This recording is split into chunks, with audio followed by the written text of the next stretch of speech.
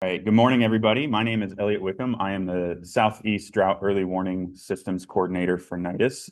I'm so happy that you all are here and that Elise was nice enough to have the 2026 National Soil Moisture Meeting in my dues region. So thank you for that. Our next session is going to be on characterizing drought. Our first speaker is going to be Natalie Umphlett from the Northeast Regional Climate Center. For the speakers in this session, we're going to do 10-minute presentations, and then we will hold questions until the end. And then we'll have at the end, we'll have all the speakers come up here and we'll do the questions that way. So with that, I'll turn it over to Natalie. Thanks, Elliot. Oh gosh, can you all hear me in the back? There we go. That's good. Yeah, so hi everyone. Natalie Umphlett with the Northeast Regional Climate Center at Cornell.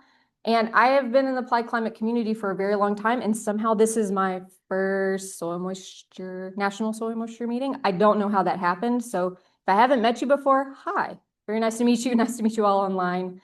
I'm going to be talking about how to access soil moisture data through the Applied Climate Information System, which a lot of you in here may be familiar with. There are definitely new faces, so if you're not, this is for you.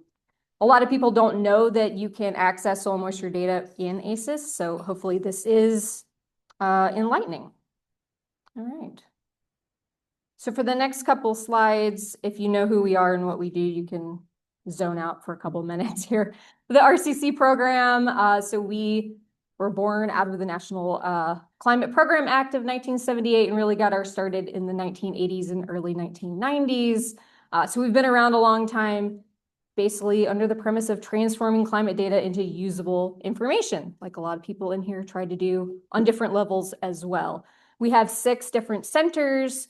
This map shows you your home centers. We are in the Southeast Regional Climate Center world today. And so our 6 regional centers provide national coverage. And we do primarily focus on historical data, but we do some things in the real time and future landscape as well.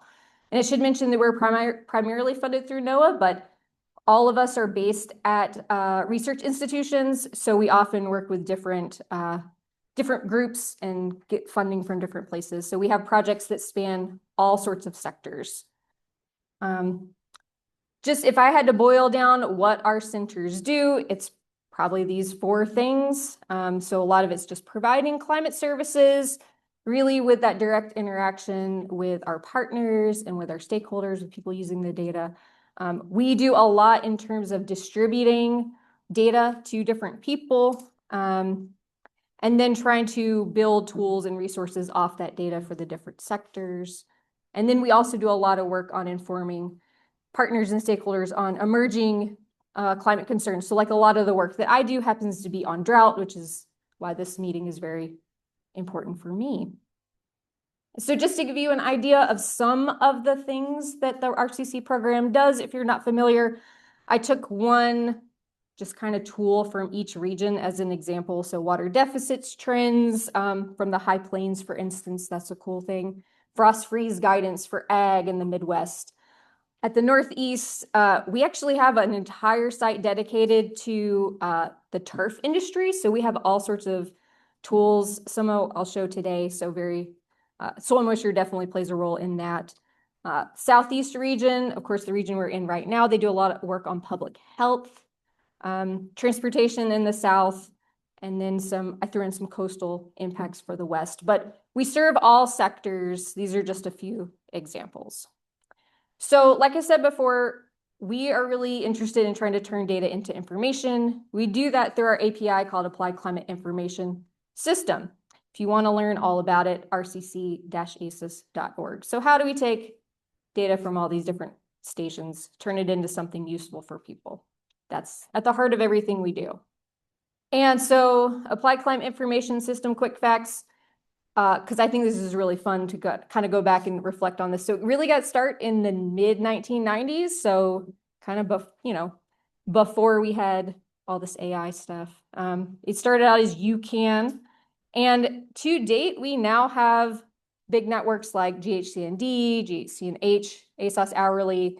We have 16 was all I could really think of at the moment, but we have more than 16 different data sets. We have gridded data sets. We have at least 12 gridded data sets in ACIS that anybody can access. You can access it through our web services. So not only do the RCCs build tools off of this, anybody can because it's free access. So anybody in this room could make your web services call and build a tool, and you can access the data instantaneously. And as of now, we handle about 1.5 million data requests per day to get data out to people. And so some of the variables that you can get from ACIS also includes soil moisture. All right. So soil moisture data in ACIS. I'll start with our in situ data sets. So we do have soil climate analysis network. So we've got SCAN and TSCAN, both available in ACIS. And so you can get that through web services calls. You can get that through tools like ACIS, if you're familiar with that.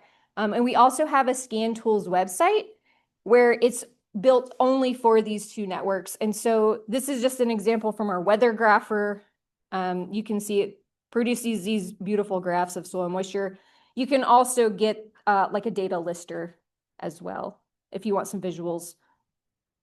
Here we go. We also have a water deficit calculator for those two networks on that site there. So if you want to look at how soil moisture is impacting your plants, that's coupled with the soil moisture and the precipitation data like that. So just some examples of how soil moisture data is used from that. We also have soil moisture data coming from NUA. So that's the Network for Environment and Weather Applications. So if you go to this site, which is down here, you are going to notice some familiar sites. There's some mesonets, there's some airport stations, but there's also stations that individual producers put out into their fields. That's what these are. They're going to be like an onset or orchestral type of station, but these are also feeding into ACIS, and we have a whole website of integrated pest management tools that are using that data. And so this is just a lister from a station in Iowa that I picked out that had soil moisture. They all don't have soil moisture, but some do. We also do have some state mesonets in ACIS. Not all have soil moisture data in it yet, but our regional climatologist, Keith Eggleston, is working on getting that. So limited access right now, but you can access these through web services. I have just a screenshot of web services call from our query builder. I'm assuming these slides will be open for people. If not, I can send you the slides if you want to take a look. But there are certain calls you have to make to get to the data. Of course, there's different cover, different depths that the sensors are at. And so it can be a little tricky to access that, but we can hold your hand and get you to the information you need so that you can make those calls and build some products. And then we also do have estimated volumetric water content in ACIS. We use that internally for things like our forecast like golfing. It's cute for our turfgrass industry tools. I just want to make sure if people are, you hear forecast and you just think, yeah, the weather forecast, but no, we actually do mean the pun. So we do have like this soil saturation forecast for New York State, for instance. So we're trying to utilize some of that soil moisture data in different ways.